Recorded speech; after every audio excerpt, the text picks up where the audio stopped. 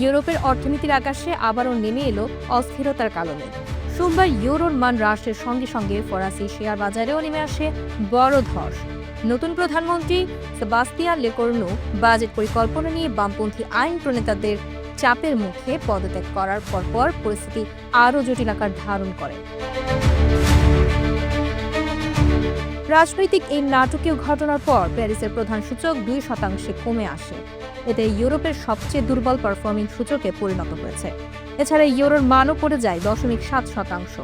বাজার বিশ্লেষকদের মতে প্রধানমন্ত্রী লেকর্নুর আকস্মিক পদত্যাগ ফ্রান্সের রাজনৈতিক সংকটকে আরও গভীর করেছে। ডান্সকে ব্যাংকের বিশ্লেষক কার্স্টিন কুন্ডবি নেলসন বলেন, মাত্র 12 ঘন্টা টিকে থাকা একটি মন্ত্রিসভা দেখায় ফরাসি সংসদে বাজেট পাশের কোনো আগ্রহ নেই। এই অনিশ্চয়তা ইউরোকে আরও দুর্বল করেছে। মিড ক্যাপ স্টকগুলো 3% পর্যন্ত পড়ে গেছে। গত এপ্রিলের পর এটি সবচেয়ে বড় একদিনের পতন।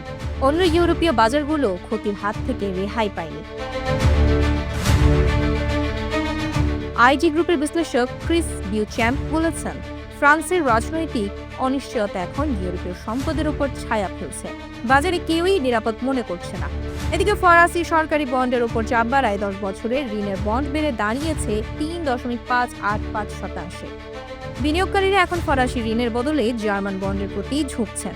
ফলে দুই দেশের মধ্যে ঋণ ফারাক 86.58 বেসিস পয়েন্টে পৌঁছেছে, যা জানুয়ারির পর সর্বোচ্চ।